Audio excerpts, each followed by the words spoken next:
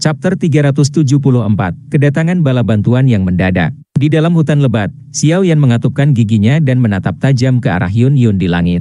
Dia tahu bahwa pada saat yang terakhir muncul, posisinya kemungkinan besar akan terungkap sepenuhnya. Hanya saja dia tidak tahu apakah wanita yang pernah memiliki keterikatan dengannya ini akan melakukan tindakan padanya. Di langit, Yun Yun, yang matanya terpejam, perlahan membukanya. Dia perlahan mengangkat jarinya yang lembut yang sedikit kesulitan dan gemetar, dan menunjuk ke arah Xiao Yan. Saat jarinya menunjuk ke titik itu, cahaya putih samar tiba-tiba muncul dari dalam kegelapan.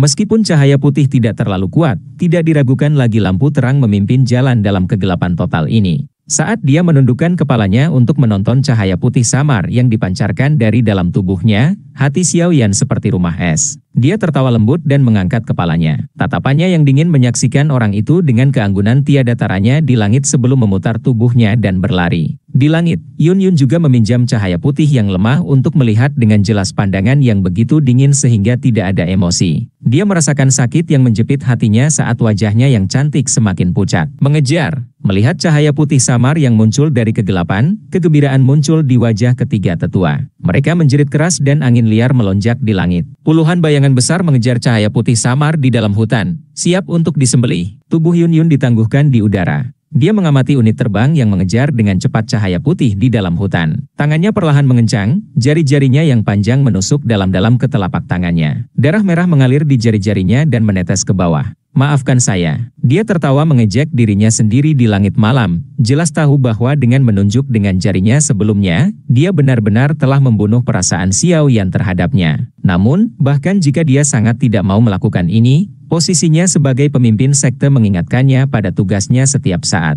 Terlepas dari waktu, manfaat sekte adalah yang paling penting. Dia yang telah tumbuh di Mystic Cloud Sect sejak usia muda memiliki pemikiran ini ditanamkan padanya selama bertahun-tahun. Itu lebih mudah diucapkan daripada dilakukan jika dia ingin berubah. Ekspresi Xiao Yan berwarna hijau saat dia melirik cahaya putih yang dipancarkan tak terkendali dari dalam tubuhnya. Suara angin yang menekan di langit yang dengan cepat ditransmisikan menyebabkan sudut mulutnya berkedut. Bahunya sedikit bergetar dan Purple Cloud Wings tiba-tiba meledak. Dengan menekan kakinya ke ranting pohon, tubuhnya terangkat ke udara. Setelah itu, jari-jari kakinya menekan lautan pohon dan tubuhnya berubah menjadi cahaya putih yang dengan cepat melewatinya, seolah-olah dia mengejar bintang-bintang dan bulan. Dia tidak menggunakan Purple Cloud Wings di masa lalu karena dia takut tubuhnya akan ditemukan. Namun, posisinya saat ini benar-benar terbuka. Akan sia-sia baginya untuk terus bersembunyi.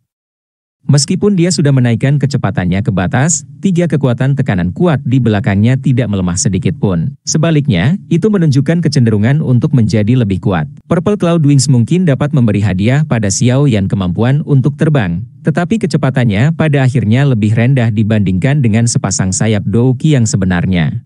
Xiao Yan, anak kecil. Malam ini adalah saat kamu mati. Anda pikir Anda bisa melarikan diri setelah membunuh murid-murid Mystic Cloud Sect saya? Teriakan gelap dan dingin yang berisi niat membunuh menerobos udara tidak jauh di belakangnya dan bergema di seluruh hutan gunung. Xiao Yan bahkan tidak memperhatikan sedikit pun tangisan yang telah ditransmisikan dari belakang. Dia dengan cepat mengepakkan Purple Cloud Wings di punggungnya, dan tubuhnya seperti bintang jatuh di langit malam ketika dia terbang melewati lautan pohon dengan cara seperti kilat.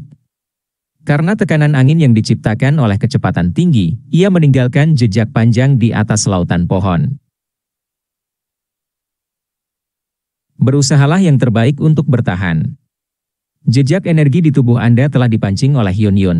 Beri saya sedikit waktu dan saya akan bisa menekannya. Suara Yolo terdengar dari dalam hati Xiao Yan sementara yang terakhir berfokus sepenuhnya pada melarikan diri. Xiao Yan hanya bisa sedikit menganggukkan kepalanya. Sudut matanya melayang ke arah tiga lampu yang mengalir di belakangnya yang semakin dekat dan tidak bisa menahan kedutan. Xiao Yan mengertakkan giginya dengan keras. Kristal Dou di dalam pusaran di dalam tubuhnya, yang memancarkan cahaya terang, sedikit bergetar. Gelombang energi cair murni mengalir keluar dari dalamnya sebelum bergerak di sepanjang pembuluh darah dan dengan cepat beredar. Mereka akhirnya dituangkan ke dalam sepasang Purple Cloud Wings di punggungnya. Setelah menerima sejumlah besar energi ini sebagai bahan bakar, cahaya ungu samar mulai secara bertahap muncul dari sepasang Purple Cloud Wings. Beberapa garis aneh juga muncul di sayap. Ketika mereka mengepak, sebenarnya ada angin yang samar dan suara petir yang tampak agak menakutkan. Setelah perubahan aneh ini muncul di Purple Cloud Wings, kecepatannya juga tiba-tiba melonjak sangat tinggi. Itu benar-benar dapat meningkatkan kesenjangan antara Xiao Yan dan tiga tetua sekte Misty Cloud di belakang oleh sedikit dalam waktu singkat. Apa? Kecepatan orang ini benar-benar telah naik begitu banyak? Di belakang Xiaoyan, seorang tetua sekte Misty Cloud melihat kecepatan pembentuk tiba-tiba meningkat. Ekspresinya sedikit berubah saat dia berbicara tanpa sadar. Apalagi, cahaya putih yang dipancarkan dari tubuhnya juga menjadi semakin lemah. Sepertinya dia menekan riak energi itu. Yunke, Yunsong, jangan menahan apapun. Jika kita membiarkan dia melarikan diri dari tangan kita sekali lagi, hak apa yang kita miliki untuk menjadi penatua? Orang tua itu, yang tertua di antara mereka, memiliki ekspresi dingin ketika dia berteriak dengan suara yang dalam. Iya nih, mendengar ini, dua orang lainnya menjawab serempak. Saat suara mereka jatuh, tiga kekuatan kuat melonjak keluar dari masing-masing tubuh mereka. Segera, sayap Douki yang awalnya sekitar 5 kaki panjangnya tiba-tiba membesar sampai mereka lebih dari 10 kaki. Sayap mengepak dalam kesatuan dan gemuruh bergema di udara. Segera, ketiga sosok itu dengan aneh menghilang dari tempat mereka berada seolah-olah mereka telah berteleportasi. Ketika mereka muncul kembali, mereka sebenarnya sudah puluhan meter jauhnya. Ini buruk.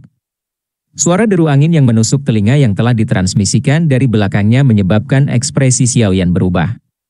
Sudut matanya buru-buru melayang kembali untuk melihatnya. Dia terkejut menyadari bahwa tiga sosok seperti hantu sebenarnya tidak sampai 20 meter darinya. Beberapa metode melarikan diri terlintas di hatinya dengan cara seperti kilat. Tapi Xiaoyan akhirnya menolak semuanya. Sesaat kemudian, dia dengan keras mengepalkan giginya dan melangkah berat ke lautan pohon. Segera, tubuhnya langsung mendarat di hutan. Put, cabang-cabang yang lebat menampar wajahnya, menyebabkan Xiaoyan menghirup udara dingin dengan lembut. Namun, ketika kakinya menyentuh tanah, matanya tiba-tiba menyusut. Dari persepsinya, dia tiba-tiba menyadari bahwa ada lusinan ki yang tidak jelas di dalam kawasan hutan tempat dia mendarat. Apakah aku jatuh cinta pada rencana pihak lain? Sebuah pemikiran mengejutkan muncul di hatinya. Tiba-tiba, bayangan menerkam dari samping sebelum tubuh dengan cepat bersarang dekat dengan Xiaoyan. Satu tangan menutupi mulut Xiaoyan. Xiaoyan Didi, ini aku. Jangan panik. Tepat ketika Douki dalam tubuh Xiaoyan hendak memuntahkan dan mengguncang orang yang bersarang di dekatnya, suara lembut dan mematikan terdengar. Ketika dia mendengar suara yang akrab ini, Douki di tubuh Xiaoyan yang akan meledak tiba-tiba menjadi kusam. Dia menundukkan kepalanya dan meminjam cahaya putih lemah yang dipancarkan dari dalam tubuhnya untuk melihat wajah yang sangat mempesona yang berisi beberapa kekhawatiran. Ya Fejie, wajah yang akrab itu menyebabkan Xiaoyan diam-diam menghela nafas lega. Dia berkata dengan suara terkejut tapi lembut, apa yang kamu lakukan di sini? Cepat pergi. SSTT, jangan khawatir. Ketiga tetua dari Misty Cloud Sect sementara ditahan oleh Old High. Ini adalah peta Magical Beast Mountain Range. Anda dapat menggunakannya untuk membantu Anda meninggalkan Kekaisaran Jia Ma. Cepat pergi. Berjalanlah ke arah selatan tempat ini. Selama Anda keluar dari hutan dan menyelinap ke kota, Misty Cloud Sect akan memiliki waktu yang jauh lebih sulit untuk menangkap Anda. Yafei dengan cepat mengambil peta dari dalam cincin penyimpanannya, menekannya ke dalam Xiaoyan. Tangan saat dia berbicara dengan suara tergesa-gesa. Xiaoyan kaget ketika mendengar ini. Dia mengangkat kepalanya dan memandangi langit yang ditutupi oleh penutup pohon lebat. Memang ada banyak riak energi ganas yang dipancarkan dari langit malam di sana. Xiaoyan kaget ketika mendengar ini. Dia mengangkat kepalanya dan memandangi langit yang ditutupi oleh penutup pohon lebat. Memang ada banyak riak energi ganas yang dipancarkan dari langit malam di sana. Kalian semua. Xiaoyan memegang peta dengan erat dan menatap wajah cantik yang dipenuhi kecemasan. Dia tiba-tiba merasakan tenggorokannya tersumbat. Setelah dia mengumumkan perang dengan Misty Cloud Sect, makhluk yang sangat besar ini, hanya Yafei dan Old High yang telah mengulurkan tangan bantuan mereka kepadanya. Dia jelas tahu bahwa tindakan klan primer ini akan membawa mereka banyak masalah. Bagaimanapun, tidak peduli bagaimana orang mengatakannya, Misty Cloud Sect adalah faksi terkuat dalam Kekaisaran Jia Ma. Yafei Jie. Aku, Xiaoyan, bukan binatang buas yang tidak tahu cara membalas budi yang diberikan. Aku, Xiaoyan, tidak akan melupakan kebaikan yang kamu dan Hai Tua berikan sampai aku mati. Jika Xiaoyan ini akan kembali ke Kekaisaran Jia Ma di masa depan, aku pasti akan membalas kebaikan ini 100 kali lipat. Xiaoyan menghirup udara dalam-dalam dan berkata dengan suara berat. JJ percaya bahwa kamu akan menjadi orang yang benar-benar kuat saat kita bertemu berikutnya. Inilah kesimpulan yang saya sampaikan 3 tahun lalu.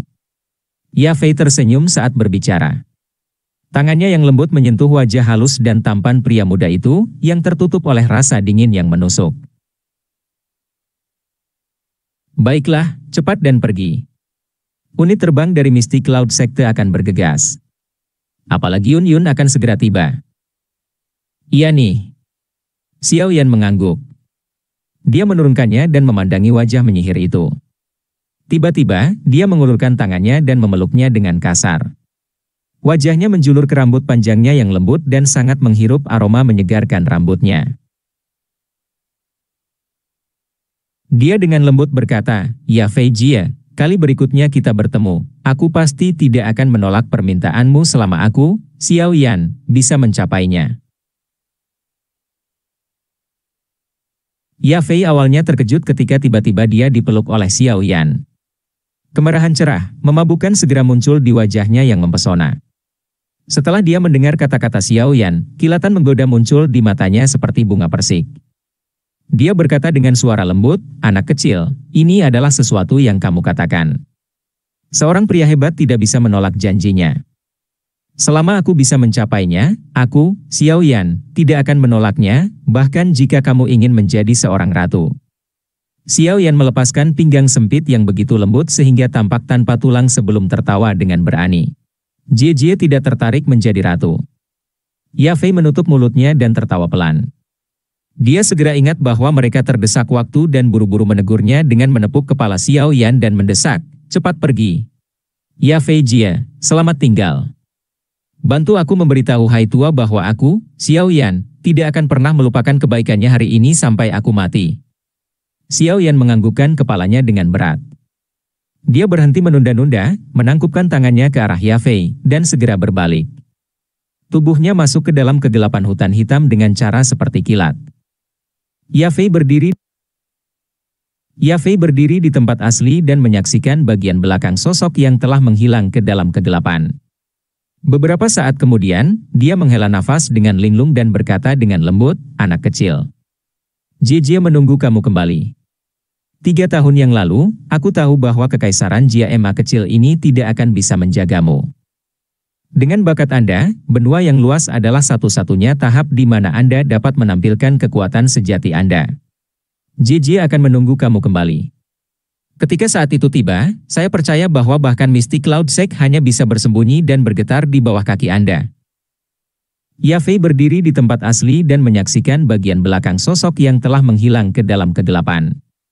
Beberapa saat kemudian, dia menghela nafas dengan linglung dan berkata dengan lembut, "Anak kecil. Jie menunggu kamu kembali. 3 tahun yang lalu, aku tahu bahwa kekaisaran Jia Ema kecil ini tidak akan bisa menjagamu. Dengan bakat Anda, benua yang luas adalah satu-satunya tahap di mana Anda dapat menampilkan kekuatan sejati Anda.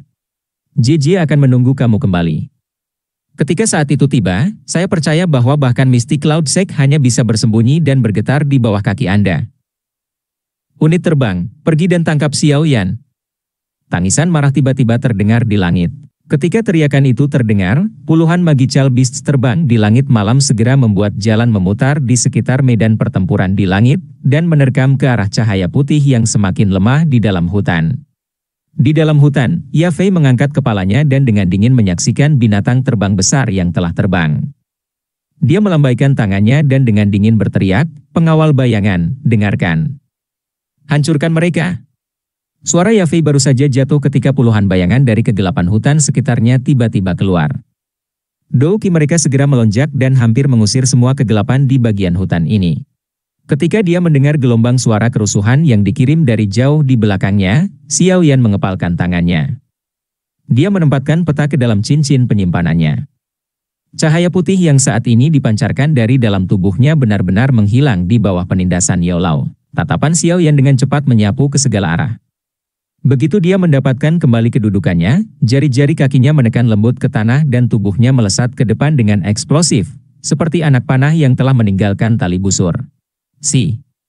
Sosok bergegas melesat maju hampir jarak 100 meter dengan cara seperti kilat. Tiba-tiba, ekspresi Xiao Yan berubah tiba-tiba. Kakinya tersangkut ke dahan pohon dan tubuhnya lurus saat jatuh ke depan. Dia segera berbelok 360 derajat. Dia memutar tubuhnya dan terus mendarat di cabang pohon.